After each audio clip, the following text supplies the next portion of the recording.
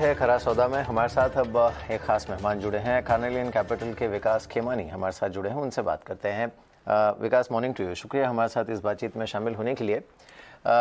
अच्छे संकेत हैं मार्केट के लिए, फेड की कमेंट्री भी अच्छी थी, लेकिन ख़ास चीज़ ये है कि पिछले 20-21 दिनों से एफआईआईज़ की जो कंटिन्यूस सेलिंग चल रही है, उसके बाद भी मार्केट्स आर होल्डिंग ऑन, और कोई जो रेंज है उसमें कोई बहुत बड़ा ब्रेकडाउन देखने को नहीं मिला है, जो कि फंडामेंटली या फिर स्ट्रक्चरली एक डोमेस्टिक फ्लोज जो है मार्केट के, उसकी स्ट्रेंथ भी दिखाता है। आपको इस समय बाजार कैसा लग रहा है? देखिए अजय, आई थिंक हमको अभी जो बाजार का व्यू है वो अगले साल के लिए 3-4 बातों को नजर रख के लेना पड़ेगा। पहला ये रहेगा कि जो इंटरेस्ट रेट्स का एनवायरनमेंट है वो थोड़ा स्ट्रॉन्ग ही रहने वाला है। इंटरेस्ट रेट्स का माहौल थोड़ा जो पॉजिटिव रहने वाला है, और इन्फ्लेशन स्लाइटली हायर रहने वाली है। तो उस हिसाब से जो मैक्रो बैकड्रॉप है, उसका इम्पैक्ट थोड़ा सा जो इकोनॉमी पे है वो सॉफ्ट रहेगा और सेटल होने में टाइम लगेगा। तो 2022 में हम देखेंगे तो बाजार कॉर्पोरेट अर्निंग्स की ग्रोथ काफी स्ट्रांग रहेगी। इसमें कोई दो राय नहीं है, पर एक वोलेटिलिटी जो है वो बनी रह सकती है, क्योंकि न्यूज फ्लो जिस हिसाब से आते रहेंगे, फेड के भी अभी आज एक न्यूज फ्लो आया, आगे कैसे उनकी पॉलिसी रहेगी उसको देख के थोड़ा आगे पीछे का माहौल बना रहेगा। पर मुझे लगता है कि जो एक बेस बन गया है वो बेस अभी बहुत ज्यादा रिस्क पे नहीं है। कितना फास्ट यहाँ से रिटर्न मिलता है वो एक खाली देखने की बात रहेगी, पर ओवरऑल मैं मार्केट पे काफी पॉजिटिव हूँ, काफी बुलिश, क्योंकि इकोनॉमिक रिकवरी जो है इंडिया की वो काफी ब्रॉड बेस्ड हो रही है। और ये इसमें जो कई सस्टेनेबल ट्रेंड्स हैं, वो सस्टेनेबल ट्रेंड्स जो है वो डिकेडल शिफ्ट्स हैं, और उनकी वजह से मुझे लगता है कि इंडिया में जो एम्प्लॉयमेंट क्रिएशन की दर है वो बहुत स्ट्रांग रहेगी, कंजम्पशन की दर है वो स्ट्रांग रहेगी, इन्वेस्टमेंट साइकिल पिकअप हो चुका है, क्रेडिट ग्रोथ की दर जो है काफी स्ट्रांग रह सकती है। तो ये सब का माहौल ऐसा है कि मुझे लगता है कि 2022 को हम देखेंगे तो एक बहुत ही अच्छा बेस बनने के लिए ये तैयार है। ऑफ कोर्स हमको जो 2021 के एक्सपेक्टेशंस है वो एक्सपेक्टेशन 22 में नहीं रखनी चाहिए, क्योंकि जब भी इतना बड़ा साल होता है तो उसका एक बड़ा बेस बन जाता है और अगला साल थोड़ा म्यूटेड रहता है। तो उस हिसाब से एक्सपेक्टेशन को कम रखना चाहिए और वॉलेटिलिटी के लिए प्रिपेयर रहना चाहिए। यही मेरा एक ओवरऑल असेसमेंट अगले साल के लिए है। Right, good morning. वेल मैं आपके बहुत ही इंटरेस्टिंग न्यूज़ लेटर्स आजकल पढ़ता रहता हूँ जो रेगुलरली आप सेंड करते रहते हैं। प्राइवेट बैंक्स पे विकास साहब का व्यू लेते हैं। बहुत ही कम लोग शायद ये बात जानते हुए कि आप एक बैंकर भी रह चुके हैं अपने इतने इलस्ट्रियस करियर में, करीब 2 साल। तो प्राइवेट बैंक्स में आपके पास अपने सिस्टम को अंदर से भी देखा है और आप क्लोजली ट्रैक भी कर रहे हैं। जो कमेंट्री आईसीआईसीआई बैंक से डिजिटाइजेशन और अपने खुद के सिस्टम और प्रोसेसेस को डिजिटल करने की आई, वो काफ़ी लोगों को एक तरह से पॉजिटिव प्लेजेंट सरप्राइज भी थी। लोग क्वेश्चन करने लगे थे कि क्या लेगेसी पुराने बैंक्स इतनी तेज़ी से उसी स्पीड से स्टेप टू स्टेप चला के फिनटेक के साथ रह सकते हैं या नहीं। वो उन्होंने डाउट्स काफ़ी क्लियर किए। लेकिन 1-1.5 साल में ये तो दोहराई नहीं है कि ये स्पेस बहुत अंडर परफॉर्म की है। सेकेंड क्वार्टर के ब्लॉकबस्टर रिजल्ट्स के बाद भी कॉर्पोरेट बैंक्स वापस 15-20% नीचे आ गए। ये जो एक तरफ तो चेंजिंग कम्प्लेक्शन टुवर्ड्स टेक और सॉलिड रिजल्ट्स का जो दौर शुरू हुआ है एक तरफ, दूसरी तरफ मेजर अंडर परफॉर्मेंस, ये टग ऑफ वॉर किस तरफ जाएगा आपके हिसाब से? देखिए, अगर आप बहुत अच्छा क्वेश्चन है आपका। तो पहली बात तो मैं मानता हूं कि बैंकिंग का एक बहुत अच्छा आने वाले कुछ समय तक माहौल बना रहेगा, क्योंकि पूरा बैंकिंग सेक्टर आप देखेंगे तो पिछले 5-6 सालों में से एक बहुत बड़े मुसीबत के दौर से निकला है। उनकी एनपीए साइकिल काफी बड़ी थी, वो जो अभी कम हो चुकी है, तो अभी उनका पूरा बेस क्लीन हो चुका है। Banking system by and large clean है, वेल प्रोवाइडेड है, वेल कैपिटलाइज्ड है, और अभी रेडी फॉर ग्रोथ है। एंड आप देखेंगे तो पिछले कुछ क्वार्टर्स में अर्निंग ग्रोथ, क्रेडिट ग्रोथ भी पिकअप होनी चालू हो गई है। तो ये एक अच्छा माहौल, अच्छा सिचुएशन दर्शाता है कि आने वाले समय में क्या और हो सकता है। इन्वेस्टमेंट साइकिल भी पिकअप हो रही है, और थोड़ा जैसे जैसे ओमिक्रॉन का भी थोड़ा सेटल डाउन होता है, मुझे लगता है और उसमें बढ़ोतरी मिलेगी। दूसरी बात ये कहना बहुत गलत होगा कि सारे इतने बड़े बड़े इंस्टीट्यूशंस है, they are very agile. banks like ICICI Bank, they are also investing a lot of money in technology. So they are preparing themselves to offer much more than what any of the startups can offer.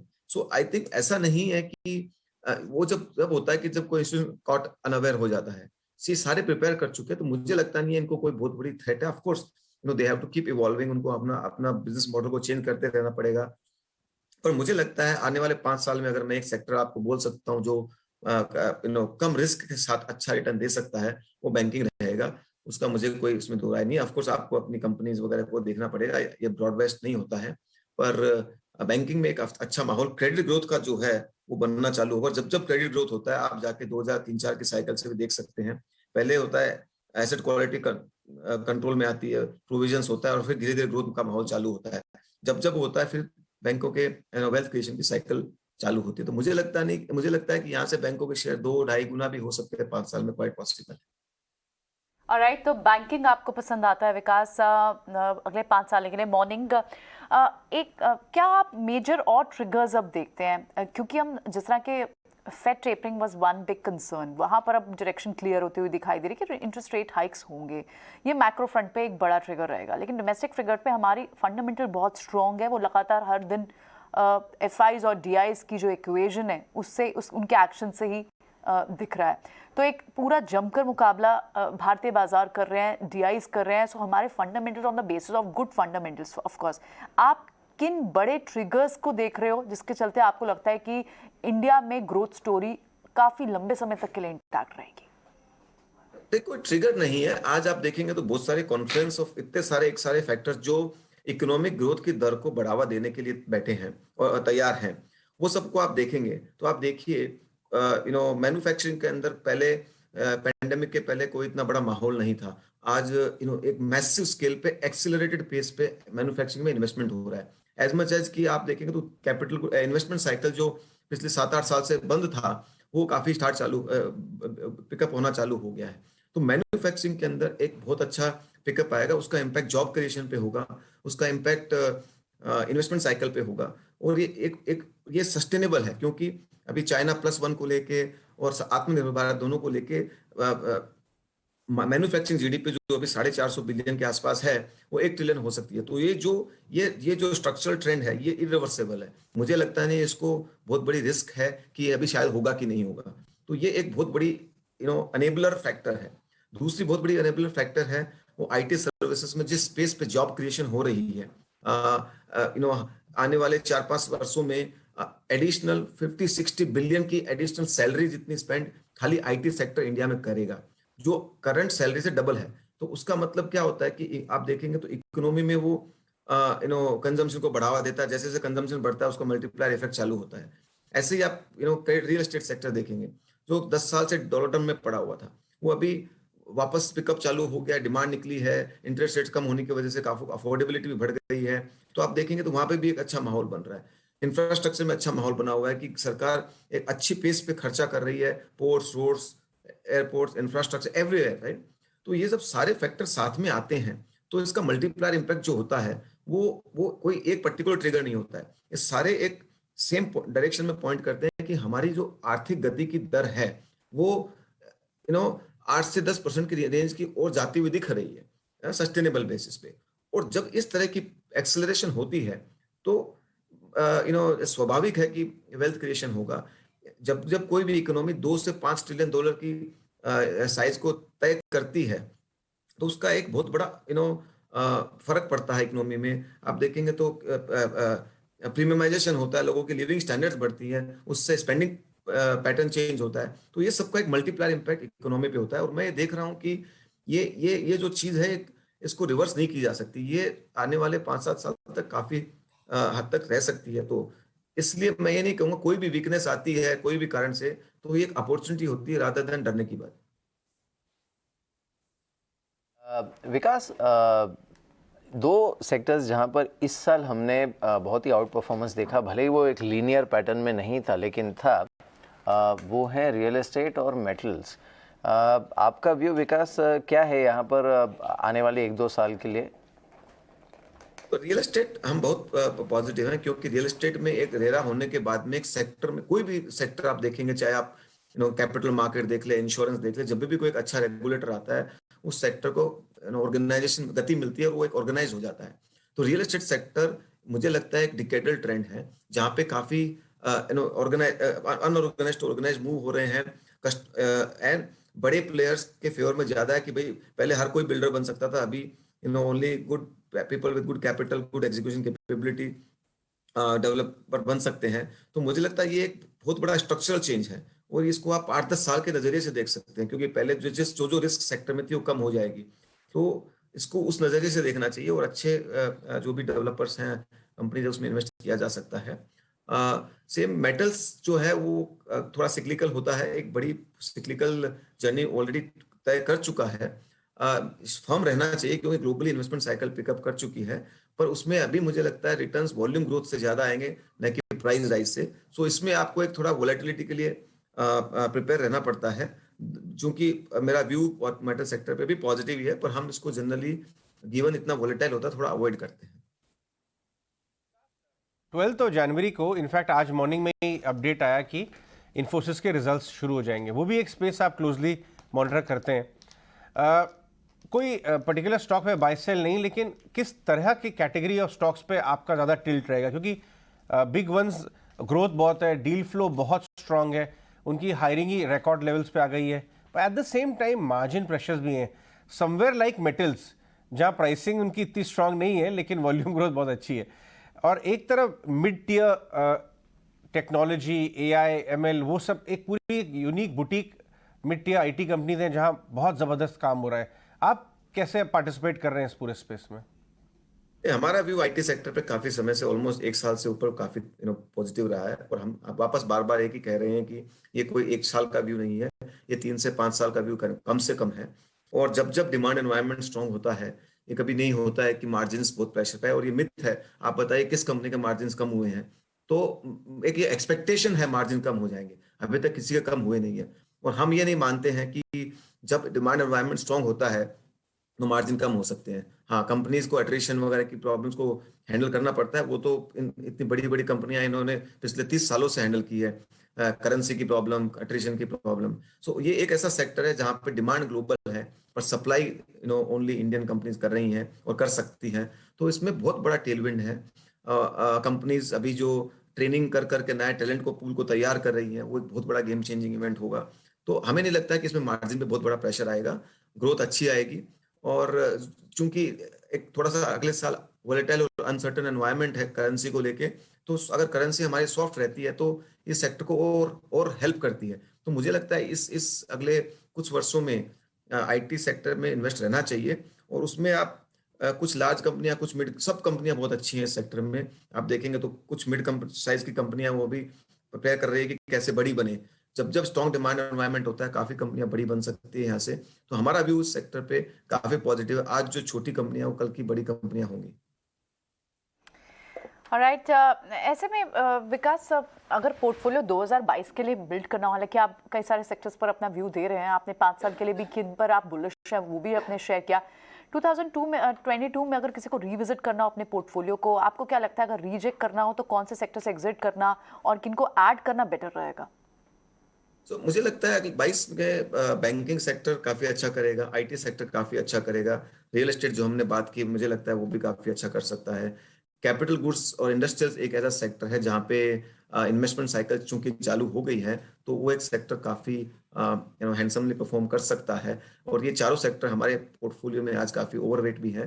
जो sector मुझे लगता है week रह सकते हैं because of raw material prices volatility and supply chain issues, chemicals I think soft रह सकते हैं, फार्मास्यूटिकल थोड़ा सॉफ्ट रह सकता है अगले 12 महीने के पर्सपेक्टिव से। सो और आई थिंक कुछ कंज्यूमर डिस्क्रिशनरी प्लेज है जो थोड़े ओवर वैल्यूड हैं। मुझे लगता है कि कमोडिटी प्राइसेस का उनके मार्जिन पे थोड़ा इम्पैक्ट हो सकता है, और डिमांड एनवायरनमेंट शायद थोड़ा सा सॉफ्ट हो जाए। सो ऑन रिलेटिव बेसिस, हम वैसे कोई सेक्टर पे नेगेटिव नहीं है, पर रिलेटिव बेसिस में आपको एक व्यू दे रहा हूँ। तो इस तरह से पोर्टफोलियो को एडजस्ट किया जा सकता है। पर मैं ये वापस कहूंगा कि पोर्टफोलियो में ये सब टेक्टिकल मूव है, हम बाय एंड लार्ज इंडिया पे बहुत पॉजिटिव हैं। इस साल में वॉलेटिलिटी आएगी, उस वॉलेटिलिटी को आप अच्छे से यूज कीजिए बनाने के लिए, डरिए मत, बिकॉज वॉलेटिलिटी हर मार्केट का गेम है, पर ये बेस बनाने का साल है। दो अहम पहलू जो इस साल मार्केट में प्ले आउट हुए हैं, एक तो जो डोमेस्टिक फ्लोज हैं और जिस तरह से डोमेस्टिक इन्वेस्टर्स ने पूरे साल लगातार मैं ये कहूँगा कि भरोसा जताया है मार्केट में, और दूसरा है आईपीओज़, खासकर जो न्यू एज कंपनीज हैं या नए तरह के बिजनेसेस हैं, उनके हमने देखे कई सारे आईपीओज आए। अगले साल के लिए भी in fact pipeline is very strong IPOs की। आपका रुझान ओवरऑल प्राइमरी मार्केट्स पर इस समय क्या है, खासकर जो हाल ही में लिस्ट हुए थे इश्यूज उनमें? मेरा मानना है कि आज जितने भी आईपीओ आ रहे हैं वो सारे के सारे फुल्ली प्राइस्ड आईपीओज हैं। उनमें से काफी कंपनीज बहुत अच्छी हैं, अच्छे बिजनेस मॉडल्स हैं, अच्छा मैनेजमेंट है, पर सारे के सारे over price to the perfection है। और कुछ कंपनियां जो वैल्यूएशन और डिजर्व नहीं करती है, उनको भी आज मार्केट आईपीओ जा रहा है। कुछ कंपनी शायद आईपीओ होनी भी नहीं चाहिए, वो भी हो रही है। तो मुझे लगता है वो एक ऐसा सेगमेंट है जहाँ पे काफी यूफोरिया है। रिटेल इन्वेस्टर्स को बहुत ध्यान रखना चाहिए, बहुत बच के रहना चाहिए। मुझे लगता है कि काफी कंपनियां इस साल में जो आईपीओ गई है, शायद 5 साल बाद वो लिस्ट भी ना रहे, और 5 साल बाद शायद उनके शेयर प्राइस यहाँ से 50-60% भी नहीं मिले। तो इसलिए इसमें बहुत बहुत केयरफुल रहने की जरूरत है, चूज करके इन्वेस्ट करने की जरूरत है। कई बार जो अच्छी कंपनियां हैं, बिकॉज जो अच्छे वैल्यूएशन पे आती है, शायद बिकॉज इतने अच्छे वैल्यूएशन पे है कि वो इन्वेस्टर्स के लिए पैसा ना बनाए, कंपनीज के लिए वो अच्छा है। तो जब अच्छा मार्केट है तो कंपनीज और बैंकर सब कर सकते हैं। तो मेरा ये मानना है कि आईपीओ मार्केट में भी थोड़ा एक्सुबरेंस ज्यादा है। बहुत ही कॉशियस और केयरफुल रह के करना चाहिए। हम अभी उसी अप्रोच को लेके चल रहे हैं। विकास, एक और स्पेस जिसमें मार्केट में पार्टिसिपेशन तो बढ़ा ही है, वो है क्यूएसआर स्पेस। पहले सिर्फ जुबिलेंट और वेस्टलाइफ हुआ करते थे, अब देवयानी भी है, बहुत सारी कंपनीज आ गई हैं। क्यूएसआर में आप इन्वेस्टेड हैं अनलिस्टेड साइट पे, बट वो स्पेस पे आपने रिसर्च की हुई है। आपको ये कंपेरेटिव इंटेंसिटी बढ़ती हुई नजर आती है क्यूएसआर में, या आपको ये भी एक बड़ा डेकेडल ट्रेंड देख रहा है कि हाउस होल्ड्स जो बाहर का खाना खाते हैं उनकी तरफ टिल्ट बढ़ता जा रहा है? उस पर आपका क्या व्यू है? आई थिंक ये बहुत बड़ा स्ट्रक्चरल ट्रेंड है। बिकॉज देखिए, जैसे जैसे पर कैपिटा इनकम बढ़ती है, जैसे जैसे वर्किंग पॉपुलेशन बढ़ती है, यंग पॉपुलेशन है हमारी कंट्री की, सो आई थिंक वो एक ईटिंग हैबिट्स जो है वो चेंज हो रही है, पैटर्न्स चेंज हो रहे हैं। आज काफी लोग ऑनलाइन ऑर्डर करके घर पे खाना मंगाते हैं, ऑन द गो ईटिंग बढ़ती है। जैसे जैसे मोबिलिटी बढ़ेगी, मुझे लगता है ये वापस काफी अच्छे पेस पे ग्रो करेगा। तो अभी तो 3-4 प्लेयर ही हैं, तो ऐसी कोई बहुत बड़ी बात नहीं है। आई थिंक आप कोई भी बड़े डेवलप्ड कंट्री में या बड़ी कंट्री में देखेंगे तो वहाँ पे 10 से 12 तो मिनिमम ब्रांड्स अच्छी क्यूएसआर की रहती हैं। तो मुझे लगता है इसमें स्ट्रक्चरल ट्रेंड है। ऑफ कोर्स आगे पीछे थोड़ा 1-2 क्वार्टर सब चलते रहेगा। और क्यूएसआर मॉडल जो होता है वो स्केलेबल होता है, क्योंकि आप उसको फास्ट रेप्लिकेट कर सकते हो across various cities and with in the city and outside city. तो उससे वो बिजनेस मॉडल भी थोड़ा वाइबिलिटी बढ़ जाती है। और अच्छी ब्रांड, जितने भी आपने नाम लिए, सब एक अच्छे ब्रांड को लेके रिप्रेजेंट करते हैं, अच्छे प्रोडक्ट को लेकर रिप्रेजेंट करते हैं। तो एज लॉन्ग एज आपके पास अच्छा प्रोडक्ट ऑफरिंग है, मुझे लगता है there is a very big space. QSR is a very very big space. हमने जो अभी देखा है वो तो शायद टिप ऑफ द आइसबर्ग है। ऑलराइट, क्यूएसआर स्पेस काफ़ी अच्छा लगता है विकास आपको। साथ ही अगर कोरोना को लेकर जो कोविड सेक्टर सेंसिटिव स्पेसेस हैं, चाहे to some extent specialty chemical हो, टू सम एक्सटेंट फार्मा हो, इन स्पेस में आपको 2022 के लिए कैसी डायरेक्शन दिखती है? क्योंकि Omicron is here to stay. चाहे भले ही हम कितनी सारी बातें, हॉस्पिटलाइजेशन बढ़ेगा, it might not be that deadly, जो अभी प्रिजम्पटिव जो बातें निकल कर आ रही हैं, लेकिन आप फार्मा स्पेस को 22 में किस तरह से देखते हैं? क्या जिस तरह का रनअप हमने पीछे के 1.5 साल में, 1.25 साल में देखा, आपको लगता है उस तरह की तेजी pharma space, diagnostic centre, hospital, health care counters, इनमें देखने को मिल सकती है? यहाँ पर एक पॉजिटिव बाइंग इंटरेस्ट लगातार बना रहेगा, सस्टेन्ड रहेगा? जी, फार्मा और हेल्थ केयर दोनों अलग चीजें हैं। हेल्थ केयर में बिल्कुल बना रहेगा, क्योंकि इंडिया में एक स्ट्रक्चरल ट्रेंड है। हर तरीके से हेल्थ केयर में स्पेंड बढ़ ही रहा है, चाहे वो इंश्योरेंस के थ्रू हो या सरकार के थ्रू हो, तो वो बढ़ ही रहा है। तो मुझे लगता है जैसे जैसे पर कैपिटा इनकम कोई भी कंट्री की बढ़ती है, हेल्थ केयर पर स्पेंड बढ़ना जायज है, और उसका बेनिफिशियरी पूरा सेक्टर होता है, चाहे वो डायग्नोस्टिक्स हो या हॉस्पिटल्स हो।